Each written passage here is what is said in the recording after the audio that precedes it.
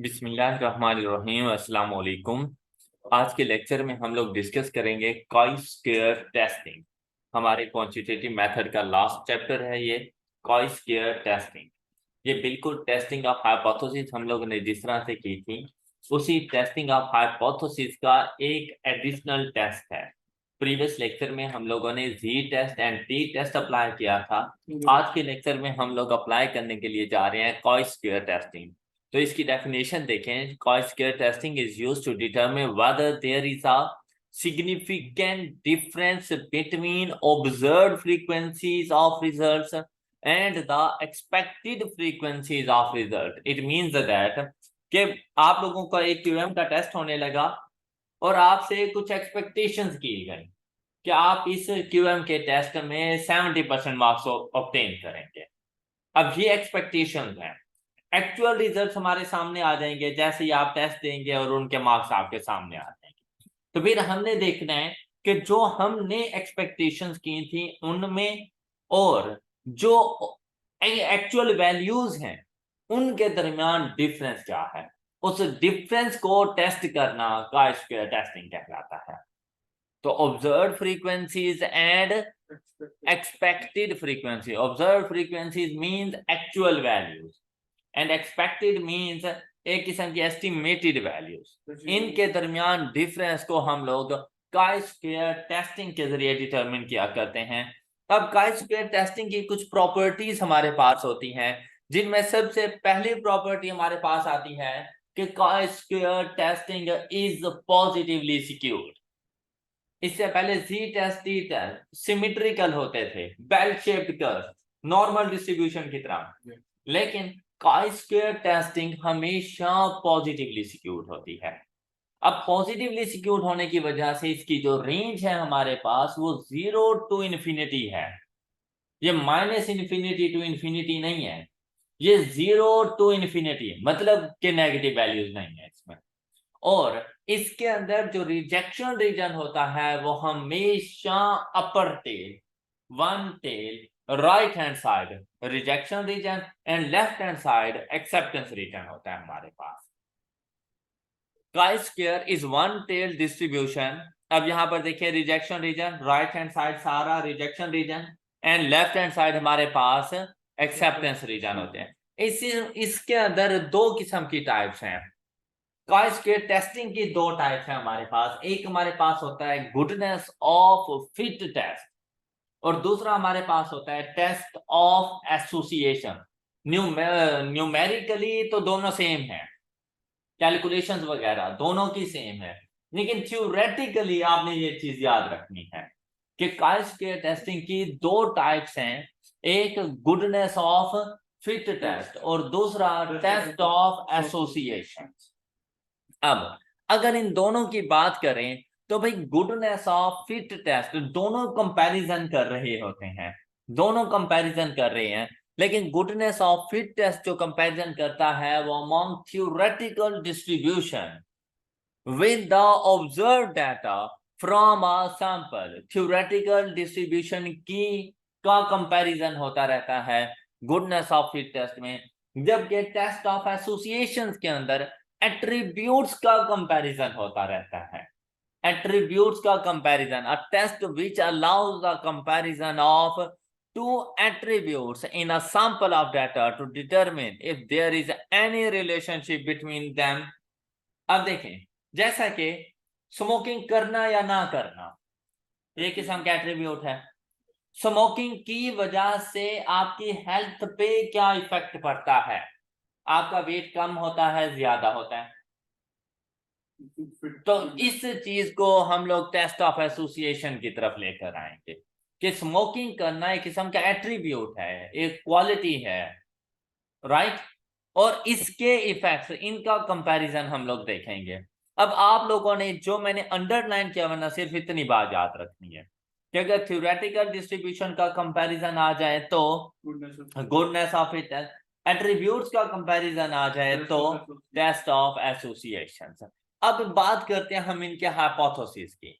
अब जिस तरह से प्रीवियस लेक्चर के अंदर आप लोग नल एंड ऑल्टरनेटिव हाइपोथेसिस बनाया करते थे, यहां पर भी कॉय स्क्वायर डिस्ट्रीब्यूशन के अंदर आप लोगों ने नल एंड ऑल्टरनेटिव हाइपोथेसिस को कंस्ट्रक्ट करना है। अब इसमें हमारे पास हमेशा जो नल हाइपोथेसिस होता है वो होता है, देखिए हम लोगों ने स्टार्ट में कॉय स्क्वायर में क्या पढ़ा था कि ऑब्जर्व्ड फ्रीक्वेंसीज और एक्सपेक्टेड फ्रीक्वेंसीज के दरमियान डिफरेंस को डिटरमिन करना है हम लोगों ने, ऐसे ही है ना। तो बेटा तो आपको याद है कि नल हाइपोथेसिस हमेशा इक्वलिटी की फॉर्म में होता है और ऑल्टरनेटिव नॉट इक्वल टू की फॉर्म में होता है।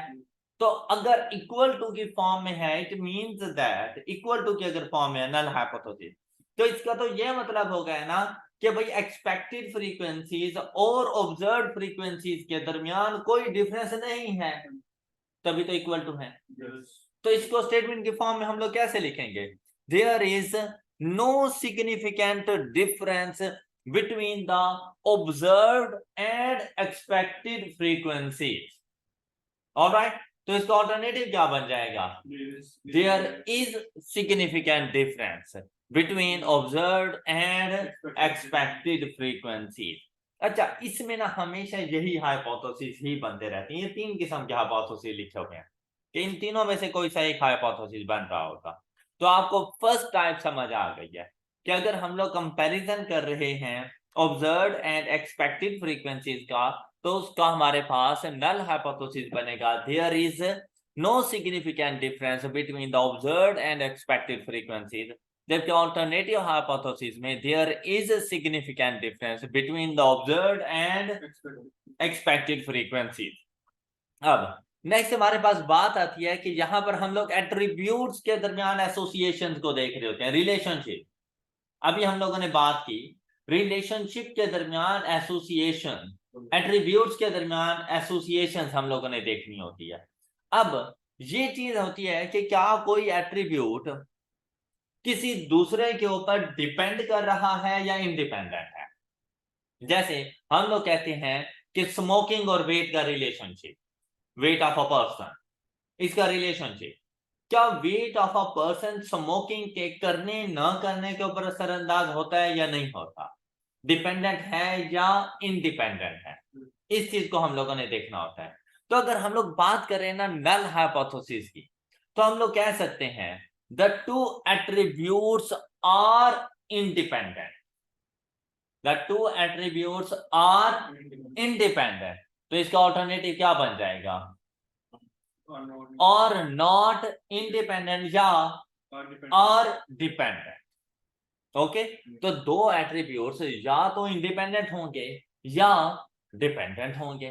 तो नल हाइपोथेसिस में आपने लिखना है two attributes are independent and alternative hypothesis two attributes are not independent. अब मुझे एक बात बताएं कि अगर वो इंडिपेंडेंट हैं तो उनमें क्या किसी किस्म का कोई रिलेशन होगा, क्या कोई एसोसिएशन पाई जाएगी उनके दरमियान। आप किसी स्ट्रेंजर से मिलते हो तो क्या आपके उनके साथ कोई ताल्लुकात होते हैं। तो इसी चीज को हम लोग यूं भी लिख सकते हैं, there is no association between two attributes. अगर इंडिपेंडेंट हैं तो हम लोग इसको लिखेंगे there is no association between two attributes. तो इसका रिवर्सल क्या बन जाएगा, alternative hypothesis, there is an association between two attribute. तो एसोसिएशन है तभी तो डिपेंड कर रहे हैं एक दूसरे पर। ऑलराइट, यहां तक किसी को कोई इशू। अच्छा, हाइपोथेसिस हमेशा इन्हीं में से ही कोई ना कोई एक बनेंगे। अब क्वेश्चन को न्यूमेरिकली सॉल्व करने के लिए ना आपको बार बार हाइपोथेसिस बनाने की जरूरत नहीं पड़ेगी जैसे इससे पहले आप करते थे, क्योंकि इससे पहले आपका जो ऑल्टरनेटिव हाइपोथेसिस होता था वो डिपेंड कर रहा होता, उस पर डिपेंड कर रहा होता था रिजेक्शन रीजन। आज रिजेक्शन रीजन है ही राइट हैंड साइड पर। क्लियर, तो हमें ये बार बार बनाने की जरूरत नहीं है। लेकिन क्या आप लोगों को हाइपोथेसिस की समझ आ गई। अब नेक्स्ट देखें टेस्ट स्टैटिस्टिक। सिर्फ एक ही इसका टेस्ट स्टैटिस्टिक है और ये chi square is equal to, हम लोगों ने कहा the difference between expected and actual values, ऐसा ही था ना। तो यहां पर देखें कि हम लोगों ने एक्चुअल माइनस एक्सपेक्टेड वैल्यू, इनके डिफरेंस का square divided bye expected value, और फिर इस सारे का सम, वो हमारे पास कॉई स्क्वायर की वैल्यू बन जाएगी, टेस्ट स्टैटिस्टिक की वैल्यू बन जाएगी। क्या ये लिखा हुआ है सामने कि sum of O minus E whole square divided by E. O stands for observed frequencies and E stands for expected frequencies. O stands for basically actual values. क्या आपके पास एक्चुअल वैल्यूज कौन सी हैं और आपकी एक्सपेक्टेशंस क्या हैं। अब यहां पर भी डिग्री ऑफ फ्रीडम यूज होता है। कहां कहां डिग्री ऑफ फ्रीडम यूज होता है? टी टेस्ट में और काई स्क्वायर टेस्टिंग में। और अगर वो काई स्क्वायर टेस्टिंग को डिवाइड कर दे कि goodness of fit test and test of association, तो मतलब 3 में यूज होता है, T test, goodness of fit test, test of association, जहां पर डिग्री ऑफ फ्रीडम यूज होता है। अब डिग्री ऑफ फ्रीडम का फॉर्मूला हमारे पास क्या था? n-1। अगर टी टेस्ट है तो सिर्फ n-1। लेकिन अगर कॉई स्क्वायर टेस्टिंग है तो इसमें एक डिग्री ऑफ फ्रीडम फाइंड करने के 2 फार्मूला हैं, वो डिपेंड करते हैं डाटा की नेचर के ऊपर। कि अगर आप लोगों के पास डाटा सिंपल वैल्यूज की फॉर्म में है, अरे ऑफ डाटा मौजूद है, अरे ऑफ डाटा मौजूद है, तब n-1 करते हैं। क्लियर? लेकिन अगर आप लोगों के पास टेबुलेशन की फॉर्म में डाटा मौजूद है, टेबल रोज एंड कॉलम्स की फॉर्म में डाटा गिवन है, तब उसका डिग्री ऑफ फ्रीडम फाइंड करने के लिए आप लोगों ने c-1 multiplied by r-1। C stand for number of columns in table, -1 into r-1 number of rows in a table, -1। All right, तो n-1 आप लोगों ने यूज करना है अगर अरे ऑफ डाटा आप लोगों के पास मौजूद हो, और दूसरा है हमारे पास डिग्री ऑफ फ्रीडम फाइंड करने का फार्मूला c-1 r-1, और ये उस टाइम जब डाटा कॉन्टिजेंसी टेबल की फॉर्म में मौजूद हो। तो यहाँ पर n से मुराद नंबर ऑफ ऑब्जर्वेशन, c से मुराद number of columns and r से मुराद नंबर ऑफ रोज। अब हम लोग चलते हैं न्यूमेरिकली क्वेश्चंस के सॉल्यूशंस की तरफ। आई होप कि आपको फार्मूला याद हो चुका है। अब चलते हैं इसके लिए क्वेश्चंस को सॉल्व करने की तरफ। चैप्टर 15 कॉई स्क्वायर, ये आप लोगों के पास कुछ प्रैक्टिस क्वेश्चन मौजूद हैं। इनमें सबसे पहले हम लोग सॉल्व करने के लिए जा रहे हैं क्वेश्चन नंबर 3। क्वेश्चन नंबर 3 सबसे पहले हम लोग सॉल्व करेंगे। अब देखें, कहते हैं the grades in statistics courses were as follows, और वो test the hypothesis that distribution of grades is uniform at level of significance 5%, 0.05। अब अगर यहां पर देखें तो उसने कहा distribution of grades is uniform. अब यहां पर ना ये जो वैल्यूज गिवन होती है यह होती है हमारे पास ऑब्जर्व्ड फ्रीक्वेंसीज, ये हमारे पास ऑब्जर्व्ड फ्रीक्वेंसीज। आपने इनका एक कॉलम बना लेना है ऑब्जर्व्ड फ्रीक्वेंसी, और जो वैल्यूज गिवन हो आपने अपने पास लिख लेनी है 14, 18, 32, 20 एंड 16, और इनका सम कर लेना है। अब देखिए इनका सम करेंगे तो आंसर हमारे पास क्या आ रहा है?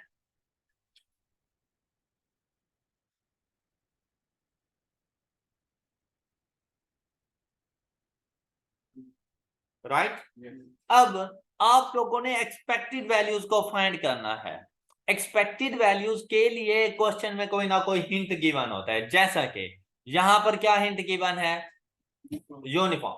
यूनिफॉर्म से क्या मुराद है? जैसे आप लोगों को मालूम होगा स्कूल में जब होते हैं तो हम लोग कहते हैं कि यूनिफॉर्म होना चाहिए। क्या मतलब? कि जो आपकी ड्रेसिंग होनी चाहिए तमाम स्टूडेंट्स की एक जैसी होनी चाहिए, इसीलिए उसे यूनिफॉर्म कहा जाता है।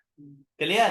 अब इसका क्या मतलब है कि भाई तमाम ग्रेड्स के आने के चांसेस इक्वल इक्वल हैं। ये तो एक्चुअल वैल्यूज है ना। एक्सपेक्टेशंस क्या थी? इक्वलिटी के ऊपर। अब इक्वलिटी के लिए किस तरह से? आपने ऑब्जर्व फ्रीक्वेंसीज का टोटल उठाना है, इसको डिवाइड कर देना है नंबर ऑफ ऑब्जर्वेशंस के साथ। तो मेरे पास नंबर ऑफ ऑब्जर्वेशंस कितनी है? 5। टोटल कितना बन रहा है? 100 को 5 पे डिवाइड करें 20, तो हर किसी के लिए एक्सपेक्टेशन हमारी 20 की थी। और ये देखो ये अब यूनिफॉर्म हो गई है। ये फर्स्ट मेथड था हमारे पास एक्सपेक्टेड वैल्यूज को फाइंड करने का। आगे काई स्क्वायर फाइंड करने के मेथड सबके सेम है, सिर्फ एक्सपेक्टेड वैल्यूज को फाइंड करने के 3 मेथड हमारे पास आ जाते हैं। उनमें से फर्स्ट मेथड हम लोगों ने डिस्कस किया। और ये बात आपने हमेशा याद रखनी है कि in chi square distribution sum of observed frequencies always equal to sum of expected frequencies. ये इसकी प्रॉपर्टी आपने हमेशा याद रखनी है। अब चलते हैं इसके फार्मूले की तरफ। तो इसका फार्मूला हमारे पास क्या आ रहा था, O माइनस ई। अब एक ही कॉलम के अंदर हम पूरा वो फार्मूला ही लिख लेंगे। बस ये नहीं है कि हम पहले O माइनस ई फाइंड करें, फिर उसका स्क्वायर फाइंड करें, फिर इसको डिवाइड करें, ऐसा नहीं है। O माइनस ई का स्क्वायर डिवाइडेड बाय ई, ये इसका हमारे पास टेस्ट स्टैटिस्टिक था। और इन तमाम वैल्यूज का एंड पे जाके सम कर लेंगे। तो यही फार्मूला था, sum of O minus E whole square divided by E. Alright. अच्छा, अब इसको हम लोग कैसे फाइंड करेंगे? कैलकुलेटर की मदद से आप लोगों ने इसको कुछ इस तरह से सॉल्व करना है। आप लोगों ने फ्रैक्शन की ऑन कर ली। यहां पर आप देखें ओ की वैल्यू अच्छा, अब ओ पहले आ जाए या ई पहले आ जाए फर्क नहीं पड़ना, क्योंकि स्क्वायर है डिफरेंस का, तो वो पॉजिटिव ही हो जाना है। तो वैसे 14 माइनस 20 का square divided by 20 is equal to, तो फर्स्ट वैल्यू इज, तो आपने यहां पर 1.8 लिख दिया। फिर सेकंड वैल्यू के लिए देखें, सिर्फ इस 14 को 18 कर देना है, राइट। उसके अलावा और कोई चेंज नहीं है। ये देखें 1/5 तो 0.2। जब यहां पे पहुंचे इस 18 को 32, ऐसा नहीं है कि बार बार आप फार्मूला पुट करते रहें तो आपका टाइम वेस्ट होगा। ये 7.2। इसी तरह से 20 माइनस 20 0, 0 का square 0 divide by 20 is equal to 0। जब यहां पे पहुंचे तो 16 एंड आंसर इज 0 पॉइंट। अब इनका सम कर लेना है आप लोगों ने। तो जब इसका हम लोगों ने सम किया तो हमारे पास इसका आंसर क्या आ जाएगा, 1.8 plus 0.2 plus 7.2 plus 0.8 is equal to, ये आपके पास वैल्यू आ गई।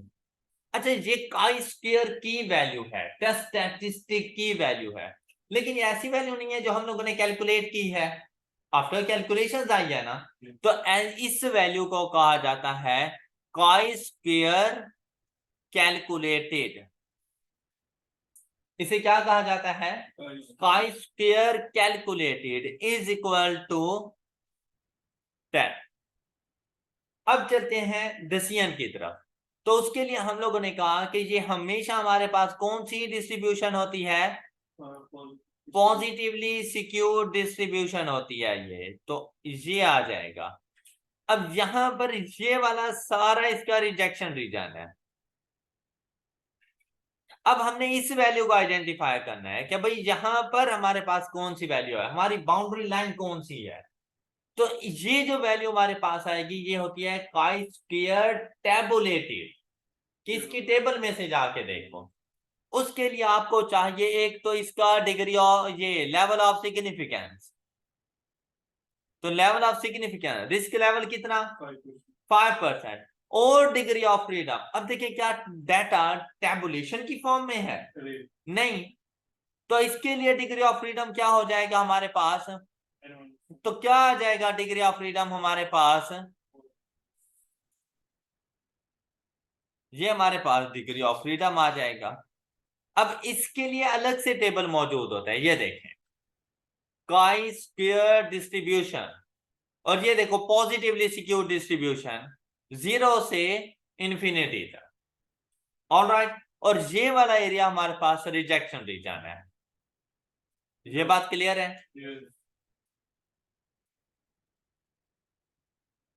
अब यहां पर देखें 5% आपको कहां पे मिला,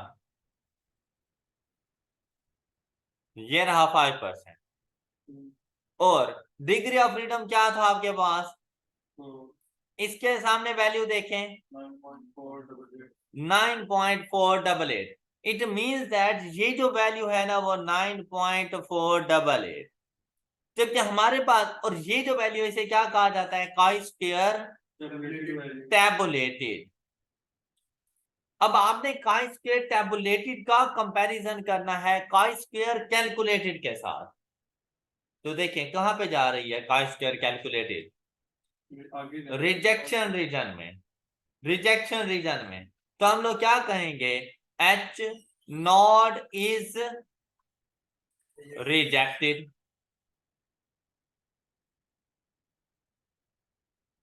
ये बात समझ आ गई आप लोगों को। अब एच नॉट क्या था, there is no significance difference, equality, there is no significance difference between observed and expected frequency.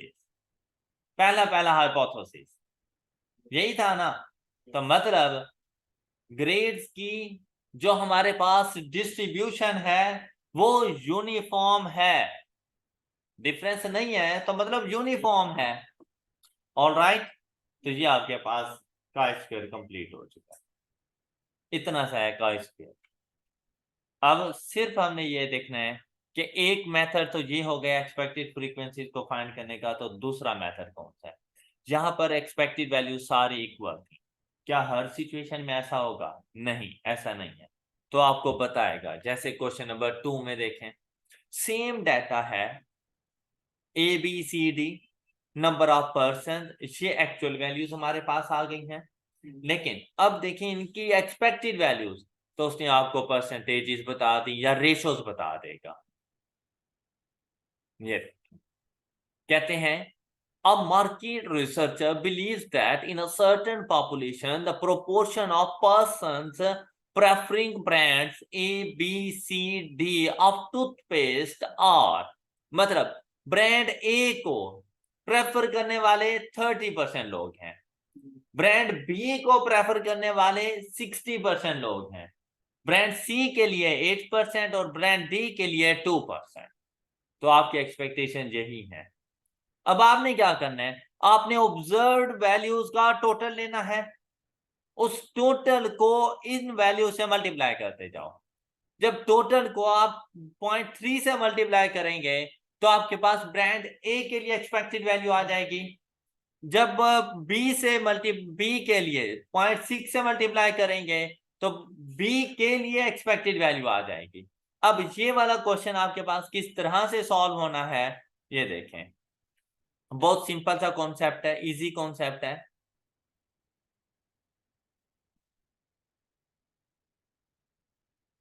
Observed values में हमारे पास आ जाएंगी 192। जो एक्चुअल वैल्यूज आप लोगों को गिवन होती हैं वो आप लोगों की ऑब्जर्व्ड वैल्यूज, ऑब्जर्व फ्रीक्वेंसीज बन जाती हैं। फिर आप लोगों ने क्या करना होता है, एक्सपेक्टेड वैल्यूज के लिए आपने कोई डाटा में से देखना होता है कि हमें क्या एक्सपेक्टेशंस बताई जा रही हैं, कि हमने इन एक्सपेक्टेशंस को किस तरह से लेके चलना है।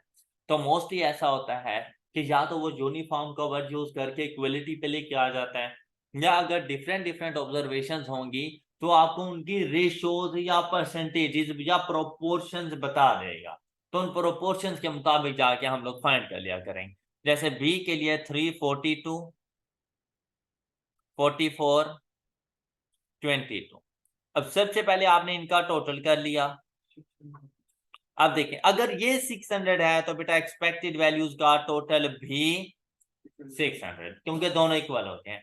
अब 600 का को जब आप लोगों ने 0.3 से मल्टीप्लाई किया तो 180। ब्रांड ए की एक्सपेक्टेशन 180 थी जबकि ऑब्जर्व्ड 192। ब्रांड बी के लिए 360, 48 एंड 12। अब इनका भी सेम करें तो 600 ही बनता है। ऑल राइट, अब आपने जाके फार्मूला पुट कर देना है। जब आपने फार्मूले में गए तो ये देखें 192 एंड 180 इनके दरमियान डिफरेंस कितने का आ रहा है, ये देखें 12 का स्क्वायर डिवाइडेड बाय 180। क्या आपको ये बात समझ आ गई है? डिफरेंस का square divided bye expected value. तो वैल्यू क्या आ गई मेरे पास, तो यहां पर मैं 0.8 लिख दूंगा। नेक्स्ट वाली देखें, डिफरेंस कितना आ रहा है हमारे पास 18, तो 12 की जगह पे चला जाएगा 18, 18 का स्क्वायर डिवाइड, अब एक्सपेक्टेड वैल्यू चेंज है 360 इज इक्वल टू 0.9। इसी तरह आप यहां पर देखें तो डिफरेंस कितने का आ रहा है हमारे पास 4, तो 4 का स्क्वायर डिवाइडेड बाय 48, 1/3 0.33। हाँ जी, 12 एंड 22 का डिफरेंस 10 का square divided by is equal to 8.33। अब इनका सम कर लें।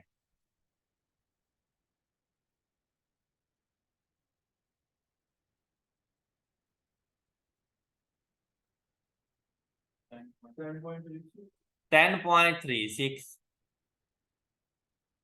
अब ये क्या वैल्यू आ गई है, कैलकुलेटेड वैल्यू स्क्वायर। अब इसके लिए डिग्री ऑफ फ्रीडम देखें कितना है 3, और इसके लिए लेवल ऑफ सिग्निफिकेंस देखें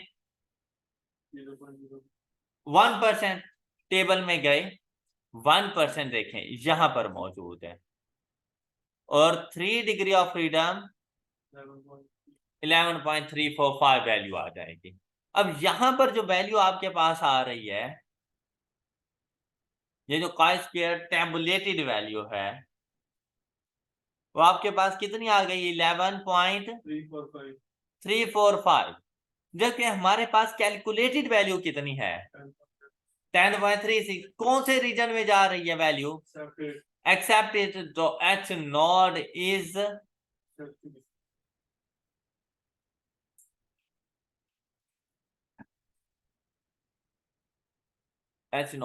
एक्सेप्टेड। ऑलराइट, अब यहां पर एच नॉट एक्सेप्ट किया हम लोगों ने। अब बेसिकली आपसे पूछा यही कुछ आता है, इसके अलावा कुछ नहीं। आप देखिए इसने क्या कहा, do these data provide sufficient evidence to reject the researcher's belief. और रिसर्चर बिलीफ क्या था कि देखें, उसने कहा कि इस एक्सपेक्टेशंस के मुताबिक आएंगे, मतलब कि एक्सपेक्टेड और एक्चुअल वैल्यूज के दरमियान कोई डिफरेंस नहीं होगा, तभी तो रिसर्चर बिलीफ एक्सेप्ट हो जाएगा। अब हमने कहा कि एच नॉट इज एक्सेप्टेड। हमारे पास एच नॉट क्या होता रहता है, एच नॉट हमारे पास होता है there is no significant difference between observed and expected frequencies, right? तो मतलब एच नॉट को ही एक्सेप्ट कर दिया। इट मींस दैट कि जो हमारी एक्सपेक्टेशन थी और जो हमारे पास ऑब्जर्व फ्रीक्वेंसीज है उनमें कोई डिफरेंस नहीं है। इक्वलिटी में आना होता है ना, तो रिसर्चर का बिलीफ भी यही था। It means that researcher belief is true. जबकि अगर क्वेश्चन नंबर 3 की हम लोग बात करें ना, तो हमने कहा था H not is rejected, H not is rejected, मतलब कि एच नॉट रिजेक्टेड से मुराद है कि भाई उनके दरमियान डिफरेंस मौजूद है। There is a significance difference between observed and expected values. It means that कि उनमें डिस्ट्रीब्यूशन ऑफ ग्रेड्स यूनिफॉर्म नहीं है। ऑलराइट, आई होप के क्वेश्चन नंबर 2 एंड 3 आपको समझ आ गए होंगे। ये दो मेथड मैंने आपको बता दिया एक्सपेक्टेड वैल्यूज को फाइंड करने के। लास्ट मेथड कि अगर डाटा टैबुलेशन की फॉर्म में हो तो हम लोगों ने एक्सपेक्टेड वैल्यूज को किस तरह से डिटरमिन करना है, ये लास्ट मेथड। पहला मेथड क्या, यूनिफॉर्म इक्वलिटी के ऊपर चले जाओ। दूसरा मेथड क्या, प्रोपोर्शंस, परसेंटेजेस, रेशियोज गिवन होंगी, तो हम ऑब्जर्व फ्रीक्वेंसीज के टोटल को मल्टीप्लाई कर देंगे उन प्रोपोर्शंस के साथ, तो एक्सपेक्टेड फ्रीक्वेंसीज हमारे पास आती जाएंगी। And the last one is, अब देखिए यहां पर आपको ये ऑब्जर्व फ्रीक्वेंसीज गिवन है, कौन कौन सी 30, 45, 75, नेक्स्ट। अच्छा बेटा, ये 75 is not equal to this 75। Alright, तो दोनों के लिए अलग अलग से आप लोगों ने कैलकुलेशंस भी करनी है और दोनों को अलग अलग से मेंशंस भी करने हैं। इसी तरह से ये 245, तो ये दोनों एक दूसरे के इक्वल नहीं हो सकते। इसी तरह ये 30, ये दोनों भी एक दूसरे की इक्वल। मतलब ऐसा नहीं है कि जो एक्सपेक्टेड वैल्यू मैंने इस 30 के लिए फाइंड की वही एक्सपेक्टेड वैल्यू इस 30 के लिए आ जाएगी, तो ये बात गलत है। डिफरेंट होती रहती है इनकी वैल्यूज हमारे पास। अब आप लोग देखें, यहां पर हमारे पास आ गया 30 और यहां पर हमारे पास आ गया 40। अब हमने इनकी एक्सपेक्टेड वैल्यूज को डिटरमिन करना है। अब ये कैसे डिटरमिन होगी कि टेबुलेशन के लिए आपने अपनी टेबल्स के एक टोटल का कॉलम बना लेना है, टोटल की रो बना लेनी है। अब आपने इनके टोटल्स कर लेने हैं। जब हमने इनका टोटल किया तो देखिए हमारे पास इसका आंसर क्या आ रहा है।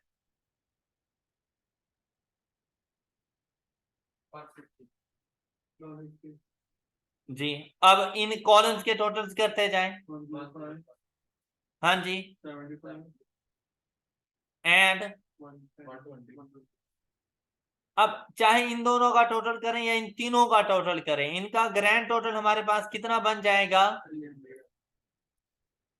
300, ये बात क्लियर हो गई आप बच्चों को कि जब भी टेबल्स की फॉर्म में हो तो हमने इस तरह से फाइंड करने हैं।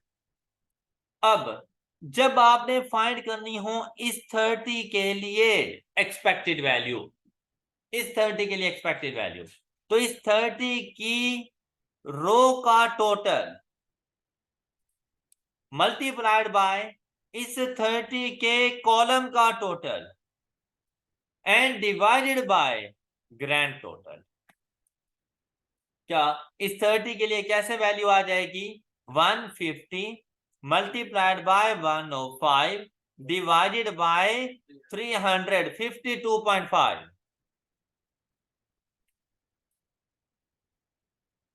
All right, all right. अच्छा, अब जब आप इस 45 के लिए कैलकुलेशंस करेंगे तो फिर क्या बनेगा, 150, हाँ जी, मल्टीप्लाइड बाय 75। शाबाश, ये हमारे पास आंसर आ जाएगा 37.5। क्लियर। फिर अब इस 75 के लिए अगर बात करें तो यहां पर हमारे पास क्या वैल्यू आ जाएगी, 60 आंसर आ जाएगा इसका। क्लियर। अब फिर से अब इस 75 की बात करें तो ये 60 नहीं लिखूंगा, क्यों, क्योंकि जी अब बनेगा 150 मल्टीप्लाइड बाय 105। तो जब यहां पर 105 किया तो आंसर आपके पास कितना आ गया, 52 पॉइंट। ये क्लियर। यहां पर 37.5 एंड 60। All right. अब आगे सारा मेथड सेम है जैसे इससे पहले आप कर रहे थे। अच्छा, आगे फार्मूलाज आप लोगों ने अप्लाई करके मुझे कॉई स्क्वायर कैलकुलेटेड की वैल्यू बताएं, जल्दी करें। कॉई स्क्वायर कैलकुलेटेड की वैल्यू बताएं। अब इसकी वैल्यूज के लिए भी आप लोगों ने, अब यहां पर भी आप लोगों को थोड़ी बहुत वर्किंग करनी पड़ेगी। जब भी कॉई स्क्वायर का क्वेश्चन आपके पास आ जाएगा आपको ये वर्किंग्स करनी पड़ेगी। यहां पर आपने अपने पास फार्मूला लिख लिया। अब बेसिकली ये फार्मूला सिर्फ अपने कैलकुलेटर पे पुट करके ना बस वहीं से वैल्यूज फाइंड करते जाया करें। ये देखें इस तरह से। अब यहाँ पे आ जाएगा 30 माइनस 52.5 का square divided by 52.5 is equal to, और ये वैल्यू आपके पास आ जाती है 9.64। अच्छा, इसी तरह से अगर नेक्स्ट वैल्यू की हम लोग बात करें तो हमारे पास ये वैल्यू आ जाएगी कुछ इस तरह से, 45 माइनस 37.5 का square divided by 37.5 is equal to 1.5। और नेक्स्ट वैल्यू आपके पास आ जाएगी 75 माइनस 60 का square divided by 60 is equal to 3. इसी तरह यहां पर वैल्यू आएगी 9.64, यहां पर आ जाएगी 1.5 और यहां पर वैल्यू आ जाएगी 3.75। और जब आप इसको ऐड करेंगे 9.64 plus 1.5 plus 3.75 is equal to multiplied by 2 is equal 29.78। ये है आपके पास काई स्क्वायर कैलकुलेटेड की वैल्यू। ऑल राइट, ये बात क्लियर। अच्छा, अब चलते हैं टैबुलेशंस की तरफ। सॉरी, काई स्क्वायर टैबुलेटेड की वैल्यू, तो वो कैसे आएगी? यहां पे डिग्री ऑफ फ्रीडम देखें। अब ये नहीं है 6 - 1 इज इक्वल टू 5, ये टैबुलेशन है। इसमें नंबर ऑफ कॉलम्स, तो देखिए नंबर ऑफ कॉलम्स आपके पास कितने हैं? 3 - 1। नंबर ऑफ रोज 2 - 1। अब जब इसको सॉल्व किया तो डिग्री ऑफ फ्रीडम क्या आ गया आपके पास? 2। इसको सॉल्व करके डिग्री ऑफ फ्रीडम आ गया। और लेवल ऑफ सिग्निफिकेंस कितना है? 5%। तो ये 5% और 2 5.991। तो हमारे पास बताएं क्या डिसीजन होना चाहिए? H not rejected. All right. अच्छा, क्या इन शॉर्ट हम ये कह दें कि भाई हमारे पास दो वैल्यूज हैं, काई square calculated and chi square tabulated. अगर मैं कहूं कि काई स्क्वायर कैलकुलेटेड ग्रेटर हो जाए टैबुलेटेड के, तो H नॉट रिजेक्ट हो जाएगा, क्योंकि वन टेल रिजेक्शन रीजन है ना।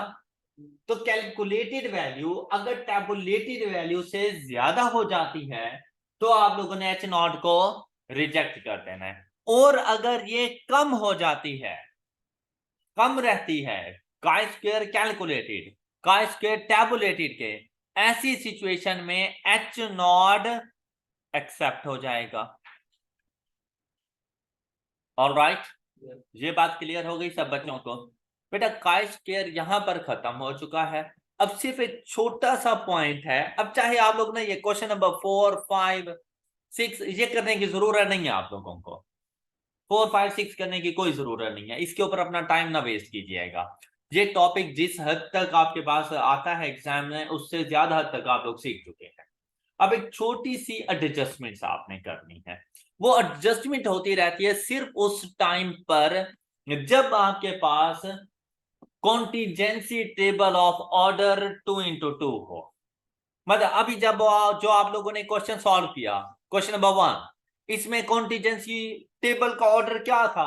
ऑर्डर से मुराद rows into columns 2x3, 2x3 rows into columns. लेकिन जब आपके पास ये कॉन्टिजेंसी टेबल का ऑर्डर 2x2 हो, 2 रोज 2 कॉलम्स, भाई बाकी सारा मेथड तो है बिल्कुल सेम, एक्सपेक्टेड वैल्यू फाइंड करने का भी मेथड बिल्कुल सेम, सिर्फ फार्मूले में एक छोटी सी एडजस्टमेंट आती है।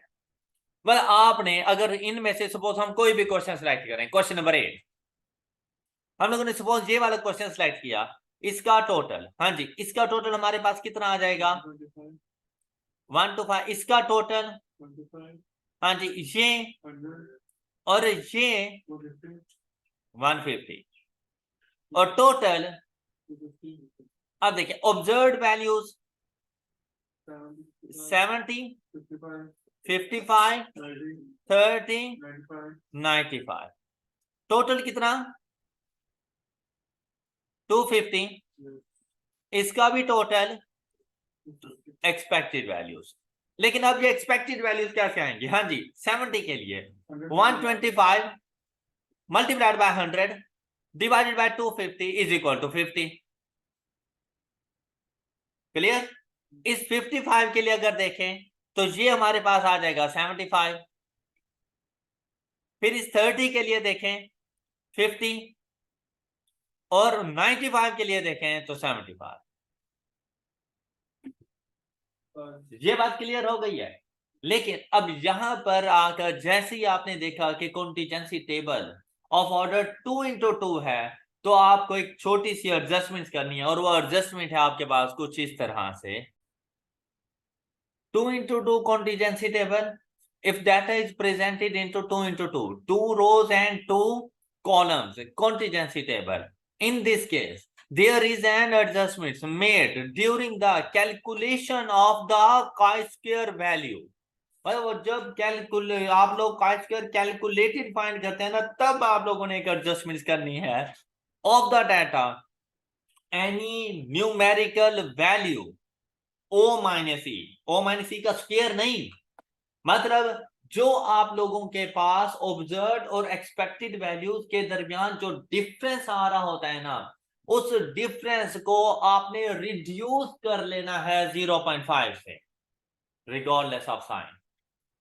मतलब आपने ये नहीं देखना कि डिफरेंस -5 है, आपने उसको 5 कंसीडर करना है।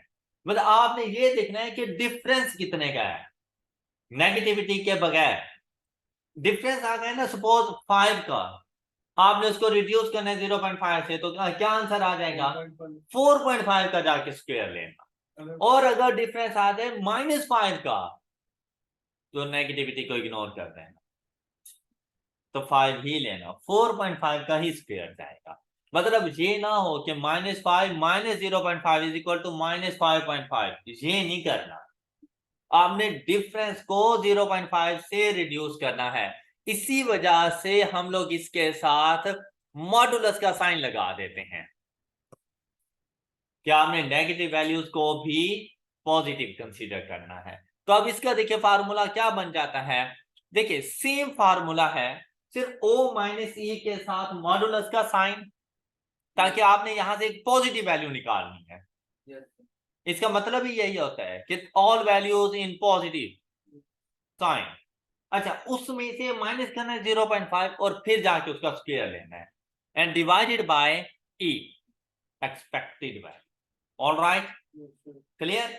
इस एडजस्टमेंट को कहा जाता है येट्स कॉन्टिन्यूटी करेक्शन, और ये आपके पास एमसीक्यूज आता है, तो आपने ये वर्ड जरूर याद रखना है, chi square with Yates continuity correction. अच्छा, एक और कॉन्टिन्यूटी करेक्शन भी हम लोगों ने पढ़ी थी, नॉर्मल अप्रोक्सीमेशन। नॉर्मल अप्रोक्सीमेशन में हम लोगों ने एडजस्टमेंट्स की थी, उसको हमने कॉन्टिन्यूटी करेक्शन कहा था। और इसमें जो 0.5 रिडक्शन कर रहे हैं हम लोग, इसे येट्स कॉन्टिन्यूटी करेक्शन कहा जाता है। ऑलराइट, क्या Yates continuity correction involves reducing all values of O minus E by 0.5 regardless of sign of O minus E। लेकिन हमेशा याद रखिएगा कि येट्स कॉन्टिन्यूटी करेक्शन सिर्फ और सिर्फ 2x2 कॉन्टिजेंसी टेबल पे अप्लाई होती है, इवन के 3x3 पर भी नहीं होती। क्लियर? मतलब आपने ये नहीं समझना कि स्क्वायर नहीं, सिर्फ 2x2 के ऊपर, और बाकी कोई भी ऑर्डर हो सेम जैसे हम लोग कर रहे थे बिल्कुल वैसा ही करेंगे। अब चलते हैं, आई होप कि आपको फार्मूला समझ आ चुका है। अब चलते हैं हम इसके न्यूमेरिकल क्वेश्चंस की तरफ। अब इसी क्वेश्चन में जो आप लोगों ने फार्मूला को डिजाइन करना है वो इस तरह से कि आपने ना ये नहीं देखना कि 70 माइनस 50 आंसर 20 है या -20 है, बहरहाल यहाँ पर तो 20 है। आपने क्या करना है, दोनों का डिफरेंस देखा, दोनों का डिफरेंस कितना आ गया आपके पास, 20 माइनस 0.5 का स्क्वायर।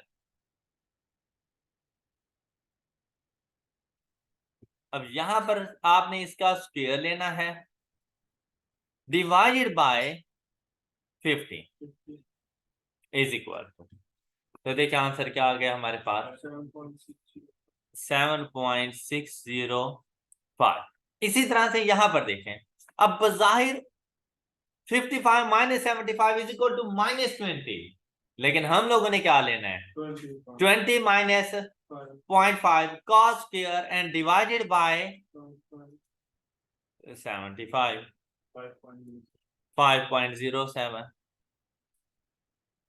अब यहां पर भी वही 20 के साथ करेंगे तो ये ऊपर वाला ही आंसर आ जाएगा 7.605, और इसके साथ आंसर आ जाएगा 5.07। इसको जाके हम लोग ऐड कर लेंगे, 5.07 प्लस 7.605 मल्टीप्लाइड बाय 2, 25.35। ये हमारे पास वैल्यू आ जाती है काई स्क्वायर कैलकुलेटेड।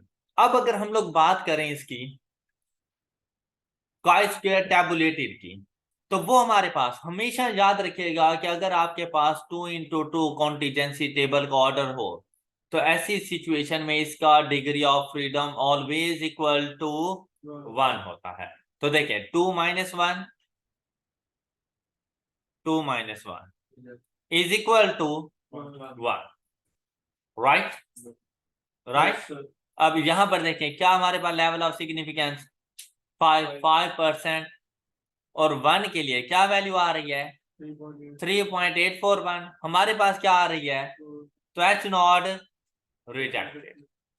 ऑलराइट, हमारा काई स्क्वायर डिस्ट्रीब्यूशन कंप्लीट हो चुका है और हमारा क्वांटिटेटिव मेथड का सिलेबस कंप्लीट हो चुका है।